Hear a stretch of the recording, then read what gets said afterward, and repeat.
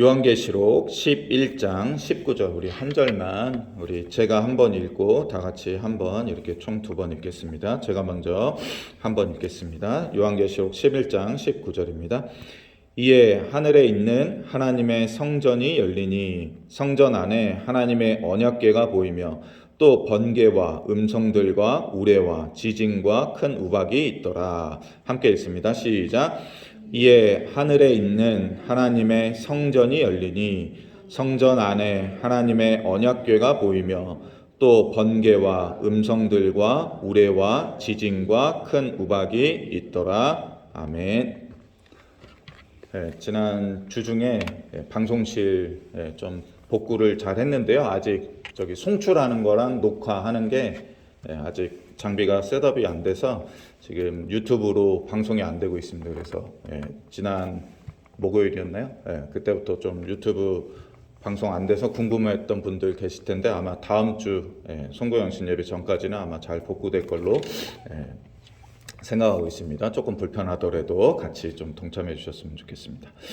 제가 작년 2003년이죠. 연말 이맘때는 항상 요한계시록이 새벽 설교 본문이니까 요한계시록 설교하면서 한번 이렇게 말씀드렸던 적이 있는데 이 요한계시록 쉽지 않은 책이죠. 다 아시겠지만 읽고 이렇게 읽으면 그냥 저절로 은혜 받고 깨달아지기보다는 이 여러 가지를 참고해서 이렇게 공부를 해야지 이게 이 뜻이구나 이렇게 알 수 있습니다. 이 신학을 공부한 저 같은 목회자, 신학자들도 요한계시록을 대할 땐 그래서 항상 조심스럽게 해석하고 이걸 어떻게 바르게 적용할 수 있는가를 항상 제일 많이 고민하는 신약의 책 가운데 단연코 1위가 바로 요한계시록이죠.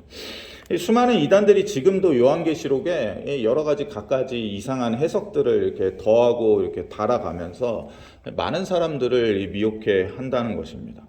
그러면서 말하는 게 우리 교회가 이 요한계시록을 이렇게 철저하게 이렇게 다 분해해서 해석할 수 있는 우리 교회만이 진짜 참 진리를 소유한 교회다고 말하면서 거짓말을 해가면서 그렇게 많은 이들을 막 전도하고 끌어당기고 막 득세하지 않습니까? 그 이유 중에 하나가 우리가 평소에 요한계시록 설교를 자주 듣지도 못할 뿐만 아니라 궁금한데 이 해석이 잘 안 되기 때문에 그렇게 이단들에게 속아서 홀라당 넘어가는 경우가 많이 있다는 것입니다. 저는 이게 너무나 화가 나더라고요. 화가 나요. 혹시 유튜브에 요한계시록 이렇게 혹시라도 검색해 보신 분 계십니까? 저도 이제 가끔 검색해 보는데 얼마나 이 많은 정상적이지 않은 이단이 아닌데도 불구하고 정상적이지 않게 이 성경적이지 않게 이 요한계시록에 대해서 내가 이렇게 해석한다 이게 정답이다라고 뻔뻔스럽게 거짓말을 하는 그런 사람들을 볼 때마다 너무나 화가 납니다. 그러니까 그런 거에 속지 마시고 담임 목사님 설교 때나 우리 부교역자 설교 때 하는 이 얘기로 그래도 좀 만족해 하셨으면 좋겠습니다. 뭔가 이렇게 가져오시면 요한계시록에 대해서 어디서 좋은 자료 얻었다고 이렇게 가져와 보면 죄송하지만 거의 대부분 이단들이 만들어낸 자료더라고요. 너무 막 상세하게 돼 있으니까 거기에 이렇게 요거 너무 좋은데 이거 좀 쉐어 좀 해볼까 하고 가져오시는데 거의 대부분 이단들이 만들어낸 겁니다. 제가 다시 한번 말씀드리지만 우리 목사님은 40일 금식 기도하면서 요한계시록을 통달했어 이렇게 말하는 사람들은 100이면 100 다 이단입니다. 그러니까 속지 마십시오. 오늘 본문을 보시면 너무나 간단하죠. 너무나 단순합니다. 아마 요한계시록에서 그렇게 해석하기 어렵지 않은 몇 안 되는 본문 중에 하나일 것입니다. 이 요한계시록의 이 11장 오늘 우리가 읽었던 19절을 보시면 이에 하늘에 있는 하나님의 성전이 열리니 우리 이 19절 상반절에 해당하는 이 구절을 열릴 때 이게 무슨 소리야? 도저히 모르겠는데 성전이 뭐야? 성전이 열린다는 게 뭐야? 라고 생각하시는 분 아무도 없을 겁니다. 우리는 벌써 이 이미지가 머릿속에 그냥 그려지죠. 그렇지 않습니까? 근데 여기에 번역된 이에라고 번역된 이 헬라어 단어는 원래 한글 성경에서는 거의 번역을 안 합니다. 왜냐하면 그냥 그리고 이런 접속사로서 많이 사용되는데 이 헬라어 성경에서는 아주 수시로 자주 사용되거든요. 그래서 영어 성경에서는 뭐 and나 so 이렇게 번역을 하지만 한글 성경에서는 이 번역할 때 그냥 다 거의 다 뺐어요. 그런데 유독 19절 앞에 이에라고 아주 잘 번역해 놨습니다. 이게 그냥 단순히 접속사 and라는 의미만 있는 게 아니라 그래서 또한 그리하면 이런 의미도 갖고 있거든요. 그래서 앞 구절에 일어났던 사건들이 이렇게 일어나고 나서 그리고 나니 하늘에 있는 하나님의 성전이 열리게 되었다, 이런 표현입니다. 그래서 여기에는 이해라는 단어를 빼면 사실 문맥에 좀 부족함이 있는데 한글 성경에서 아주 잘 여기에 이 이해라는 단어를 넣습니다. 즉 계시록이 기록하고 있는 일련의 재앙들, 즉 일곱 천사에 의해서 일곱 나팔이 불려지고 일곱 재앙이 이제 맞춰지자 이 11장 19절에서 놀라운 일들이 이제 펼쳐지게 되었다라는 의미로 이해라고 이 단어를 번역한 거죠. 일곱 재앙은 대부분 우리가 알듯이 땅에, 바다에, 즉 우리가 살고 있는 이 삶의 토대에 쏟아져 내린 것입니다. 그런데 이 재앙들이 얼마나 무시무시했는지 대부분 이 땅의 3분의 1을 아주 소멸시킬 정도의 아주 큰 대재앙이었죠. 그러니 이전에는 이러한 재앙을, 이러한 신적인 진노의 이러한 대재앙을 경험했다거나 지구의 3분의 1이 아주 박살이 난다고 이렇게 상상해 보지 아니하였던, 지금도 우리가 그러잖아요. 지금도 이 미국의 3분의 1이 아주 박살이 나는 걸 상상이나 합니까? 그렇지 않잖아요. 그런데 그러한 무시무시하고도 끔찍한 재앙이 지금 일곱 천사에 의해서 벌어졌습니다. 이 재앙 가운데서 다행히 3분의 2 정도 땅에 남은 게 있긴 했지만 우리가 알듯이 이러한 대재앙이 연속적으로 한 번도 아니고 두 번, 세 번, 이렇게 6번, 7번까지 이렇게 벌어진다면, 그리고 그 재앙 때마다 3분의 1씩 어마어마한 피해를 전 세계적으로 입힌다면 땅은 이제 어떠한 상태가 되는 거냐면 언제 이러한 대재앙이 또 쏟아질지 모르는 극도로 불안한, 극도로 공포스러운 긴장이 계속되는 장소로 바뀌게 되는 거죠. 그렇지 않습니까? 그러나 놀랍게도 11장 19절에 이르면 모든 믿는 자들의 시민권이 있는 이 하늘에서는 하늘의 시민권을 둔 자들만을 위한 어마어마한 개회식, 개장식이 지금 막 진행되려고 하고 있다는 것입니다. 땅이 무너져 내리고 있을 때, 땅이 더 이상 안전한 곳이 아닐 때, 삶의 터전으로서 우리가 확신을 가지고 살아갈 수 있는 그 무엇이 아닌 게 되었을 때 하늘에서는 무언가 꿈틀꿈틀대며 놀라운 일들을 이뤄내고자 보여주고자 하고 있었다는 것입니다. 그리고 우리는 11장 19절의 이 구절을 통해서 그 놀라운 일이 무엇인지 알게 되는데, 드디어 하늘에 있는 하나님의 성전이 누군가에 의해서, 대제사장에 의해서 커튼이 열린 게 아니라 스스로 자연스럽게 활짝 열렸다는 것입니다. 이러한 모습은 지금 우리에게는 매우 익숙하죠. 왜냐하면 우리는 자동문이라는 게 있어갖고 매우 익숙한데, 이 성전 문이라는 것은 누군가 열어주지 않으면 도저히 열 수가 없는 것입니다. 그런데 아무도 손을 대지 않았음에도 그 성전의 문이 활짝 열렸다는 것은, 이 이미지는 이때 당시에도, 이보다 더 오래 전에도 그렇듯이 무엇입니까? 이 성전을 바라보고 소망하는 자들에게 들어오라고 하는 그 표신 거죠. 그래서 간혹 영화 이런 데에서 사용되는 게, 어떠한 주인공이 뭐 험난한 역경 가운데 어떤 뭐 동굴 앞에 섰는데 거기에 거대한 문이 있는데 갑자기 그 문이 자동으로 끽 열렸을 때 누구나 다 저 주인공이 저기로 들어가겠구나를 상상하듯이, 이 하늘의 시민권을 둔 하늘의 시민권을 둔 자들에게 하나님의 성전이 활짝 열리는 이 모습이 연출되었다는 것은 이제 더 이상 땅에 사는 것이 아니라 하늘의 성전으로 입장하라는 초대인 것이죠. 그러나 아직 당분간은 우리는 하늘의 시민권을 둔 자이나 여전히 재앙과 진노가 쏟아지고 있는 그 땅에서 살아가야 됩니다. 문이 열렸다고 해서 다 들어갈 수가 없죠. 왜냐하면 이 땅에 있어야 아직 삶이 우리에게 주어졌기 때문입니다. 그러하기 때문에 그 성전이 활짝 열리기 시작했을 때 그들이 그곳으로 곧바로 입장할 수 없다는 사실을 하나님께서도 알고 있기 때문에 그 열린 성전 문을 통하여서 무엇을 보여주십니까? 바로 하늘 하나님의 성전 안에 있는 하나님의 언약궤를 보여주십니다. 그래서 그 하나님의 언약궤를 믿는 자 모두가 뚜렷하고도 밝히 보게 되죠. 창문이 뿌옇게 가려져서 이 언약궤가 있나 없나 막 이렇게 쳐다봐야 되는 게 아니라 문이 활짝 열렸기 때문에 하나님을 믿는 모든 백성들이 저곳에 하나님의 언약궤가 저렇게 반드시 있구나라는 것을 깨닫게 된다는 것입니다.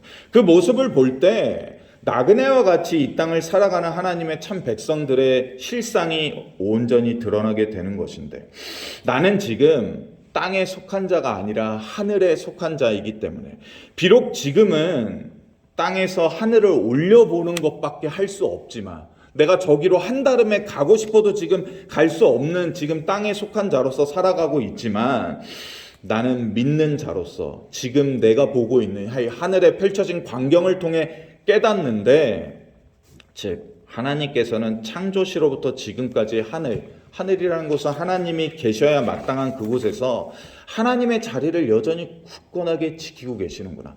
땅은 흔들리고 요동하나 저 하나님의 보좌는 여전히 창조시로부터 지금까지 굳건하였구나.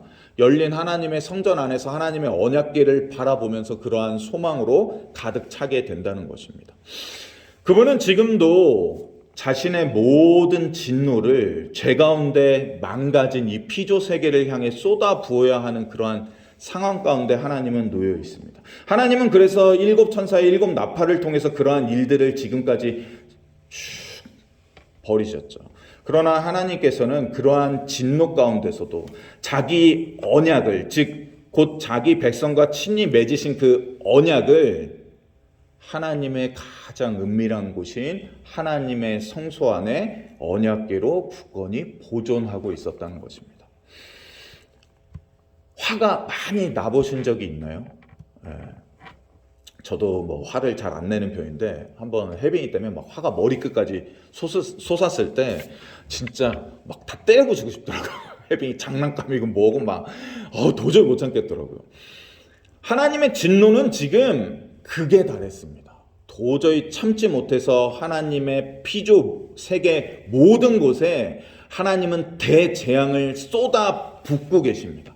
그리고 그것은 일곱 천사의 일곱 나팔로 끝나는 것이 아니라 이후에 일곱 대접을 통하여서 다시금 7번 더 쏟아져야 하는 것입니다.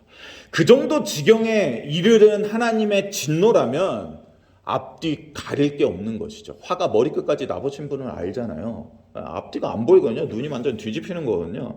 그런데 그때라도 하나님은 어떠하십니까? 하나님의 백성과 친히 맺으신 그 언약을 가장 소중히 여겨서 마치 그 화가 머리끝까지 올라와서 막 다 때려부수고 막 그냥 인생이고 뭐고 그냥 앞뒤 가릴 것 없는 그런 상황까지 되었는데, 자기의 사랑하는 손주를 봤을 때 내가 제정신 차려야지, 나 이러면 안 되지 하고 돌아오는 것과 같이 하나님께서는 하나님의 이 가장 소중한 이 언약궤를 가장 은밀한 곳에 두심으로써 그 언약궤를 보시고 또 그 언약궤를 드러내심으로써 나는 지금 머리끝까지 화가 난 상태에서도 나의 백성들을 위한 이 언약을, 이 약속을 나는 지금도 성실하게 이행하고 있는 것이다라는 사실을 우리로 하여금 알도록 그 성전문을 여셔서 우리로 하여금 그것을 보도록 하신다는 것입니다.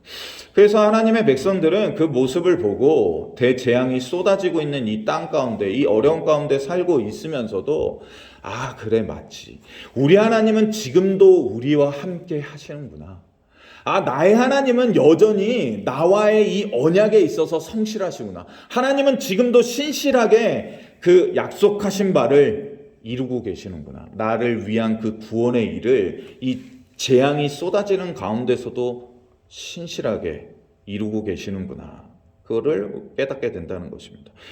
내가 지금은 이 땅 가운데 이 모양 저 모양으로 이러한 환난과 저러한 어려움에 같이 치이며 살아가고 있지만, 그러해서 나의 하루가 고된 나그네의 삶, 이민자의 삶으로 그렇게 보일지 모르겠지만, 이러한 삶이 그저 나그네의 삶, 이민자의 삶이 아니었구나.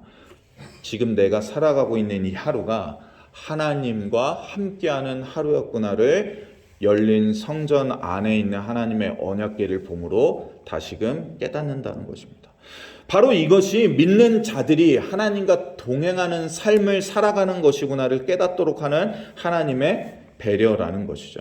우리는 하나님과 동행하는 삶 하면 떠오르는 인물이 있죠. 누굽니까? 구약에 나와 있는 창세기 5장 24절에 기록되어 있는 에녹, 그리고 노아와 같은 인물이 살았던 삶이 바로 지금 우리가 사는 삶과 동일한 삶이구나를 깨닫는다는 것입니다. 에녹의 삶은 멀리 있는 게 아닙니다. 노아의 삶은 멀리 있는 게 아니죠. 지금 이 마지막 때를 살아가는 우리 모두가 하나님의 신실하심을 믿고 그것을 지금도 온전히 믿음의 눈으로 바라볼 수 있다면, 그것이 지금 우리가 살아가는 하나님과 동행하는 삶, 에녹의 삶이며 노아의 삶입니다. 그러니까 에녹 그냥 부러워할 필요 없습니다. 노아 그렇게 부러워할 필요 없어요. 지금 내가 그러한 삶을 살아가고 있다는 확신을 가지시기를 사도 요한은 원하고 있는 것이죠. 지금 너희들이 이 땅 가운데 이 환난의 마지막 때에 살아가고 있는 이 하루가 그 창세기에 기록됐던 에녹이 하나님과 동행하던 삶이며,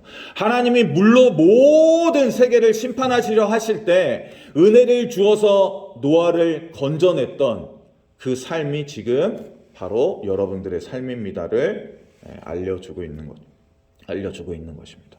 사도 요한은 자신의 마지막 서신서인 이 계시록을 통해서 이 천국의 권세가 지금 나의 삶에 실제적으로 이루어질 수 있는 방법을 우리에게 알려주고 있는데, 하나님의 천국의 권세가 지금 이 땅 가운데 나의 삶에 실제적으로 이루어질 수 있는 방법은 예수님 안에서 환난과 인내에 동참하는 길입니다를 모든 그리스도인들에게 알려주고 있습니다.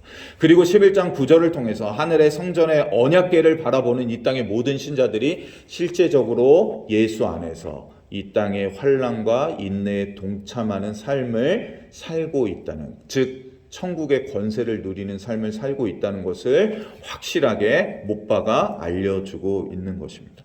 그러니 지금 우리가 사는 삶이 단순히 신앙적인 어려움이 있어야지만, 복음을 전하다가 핍박을 받아야지만 내가 예수 안에서 환난과 인내에 동참하는 것이구나라고 신앙과 우리에게 주어진 삶을 이원론적으로 분리하지 마시고, 지금 우리가 하나님께서 주신 하루하루를 살아가는 데서 경험하는 모든 어려움 가운데서도 믿음을 지키며 인내하며 견뎌내며 지금도 여전히 교회를 위하여, 성도를 위하여, 또 나 자신의 신앙을 위하여 하루하루를 견뎌내며 믿음 가운데 살아가는 이 모든 나의 주어진 삶의 하루가 예수 안에서 환난과 인내에 동참하는, 즉 지금 이 땅 가운데 어려운 일 많잖아요. 우리 코로나 견뎌냈습니다. 한국은 지금 환율이 치솟고 정치가 어려워서 막 시끄러운 가운데, 또 미국도 이제 트럼프가 대통령이 되고 나면 어떠한 일이 벌어질지 모르는데, 그 삶 안에서 계속해서 주어진 하루를 살아가면서 저 하늘 보좌, 권세의 보좌에서 여전히 하나님은 우리를 위한 언약을, 그 약속을 성실히 이행하시는구나를 깨닫고 주어진 하루에 감사하며 살아가는 이 모든 하루가 바로 이 땅 가운데에서 우리가 천국의 권세를 누리는 삶이라는 사실을 꼭 반드시 기억하셨으면 좋겠습니다. 그래서 우리가 지금 당하는 일들이 결코 왜 나한테 이러한 일들이 일어나지? 내가 뭔가 선택을 잘못했나? 내가 세상적으로 실수했나? 그렇기 때문에 이러한 어려움이 있나가 아니라, 지금 내가 당하는 모든 어려움이 비록 나의 선택의 결과로 이루어진 것처럼 보일지라도 그것은 궁극적으로 내가 믿음을 소유하고 있다면 지금 예수 안에서 예수님의 이 환난과 인내에 동참하고 있는 것이구나를 우리가 깨닫고, 우리에게 주어진 하루의 가치를 우리가 크게 여기고 즐거움과 기쁨 가운데 예수 안에서 살아가는 그러한 인생이 참으로 되기를 축원드립니다. 오늘 말씀을 놓고 잠시 기도하겠습니다. 하나님 아버지, 때때로 우리의 믿음의 눈이 가려져서 하나님이 계시는 그 하늘, 하나님의 보좌를 온전히 바라보지 못할 때가 있습니다. 세상의 어려움과 여러 가지 문제들과 속히 해결해야 될 실제적인 나의 당한 이러한 여러 가지 어려움 때문에 우리의 눈이 하늘을 바라보지 못하고 여전히 땅을 향하고 있을 때가 있습니다. 그러할 때 우리의 눈을 들어 하늘을 바라볼 수 있게 도와주시고 여전히 그곳에서 굳건하게 자리를 지키시며 그 언약을 지키시며 성실하게 이행하시는 그 하나님을 믿음의 눈으로 바라볼 수 있게 도와주시옵고 우리에게 주어진 하루가 하나님과 동행하는 삶이라는 사실을 우리가 잊지 않을 수 있게 도와주시옵소서. 우리가 어떤 모양으로 살아가든 우리가 믿음을 지키고 있다면 그것이 하나님과 참으로 동행하는 삶이며 예수 그리스도 안에서 그분의 고난과 환난에 동참하는 삶이라는 그러한 자부심을 갖고 우리가 어려운 가운데 있다면 이것을 이겨낼 수 있는 힘을 더하여 주시옵고 우리가 기쁨 가운데 있다면 능히 하나님을 찬양하고 하나님께 감사할 수 있도록 은혜 베풀어 주시옵소서. 하나님 아버지, 이 시간에 우리 이신희 집사님, 이미숙 집사님 가정을 위하여 기도합니다. 올 한 해도 모든 일을 기쁨으로 감당하였습니다. 내년에도 교회 안의 모든 일과 주어진 직분과 봉사와 사역의 일에 기쁨 가운데 또 감사가 끊이지 않도록 성실하게 봉사할 수 있도록 은혜 베풀어 주시옵고 주신 자녀분들 하나님 앞에 늘 축복받는 인생이 될 수 있도록 믿음을 온전히 지킬 수 있도록 주께서 은혜 베풀어 주시옵고 한국에 계신 우리 처남댁 가정의 영혼권을 위하여 계속해서 기도하고 있으니 내년에는 좋은 소식이 들려와서 온 가족 구원의 기쁨과 즐거움을 누릴 수 있도록 은혜 베풀어 주시옵소서. 예수님의 이름으로 기도드립니다. 아멘. 광고 말씀 먼저 하나 드리겠습니다. 오늘 오전 11시 30분에 우리 백수기 권사님 모친 되시는 고 김영화 권사님의 장례 예배, 천국 환송 예배가 로즈힐에서 가족장으로 이루어집니다. 우리 장례 예배를 위하여서 또 이후에 하간 일정 등이 아직 구체적으로 날짜가 정해지지 않았다고 합니다. 그래서 이후에 모든 장례 일정 가운데 하나님의 은혜와 위로가 있을 수 있도록 기도해 주시고요. 우리 송구영신 예배를 위해서 또 내년 특세를 위해서도 또 기도해 주시고 말씀 준비하시는 목사님 위해서 기도해 주셨으면 좋겠습니다. 오늘 토요일입니다. 내일 주일 예배를 위해서 기도해 주실 때 주일 1, 2부 예배와 또 주일학교 예배, 아크 예배 가운데 하나님 영광 임하도록 모든 예배 순서를 통하여서 우리 대흥장로교회 모든 성도님들이 큰 은혜 받아 또 새 힘을 얻을 수 있도록 또 말씀 전하는 모든 사역자분들 위해서 우리 기도해 주실 때 교회 안에 건강을 놓고 계속해서 기도하시는 분들 이름 생각나는 대로 부르짖어가면서 기도해 주셨으면 좋겠습니다. 우리 개인적인 기도 제목 놓고 주여 부르짖고 기도하다 돌아가시도록 하겠습니다. 주여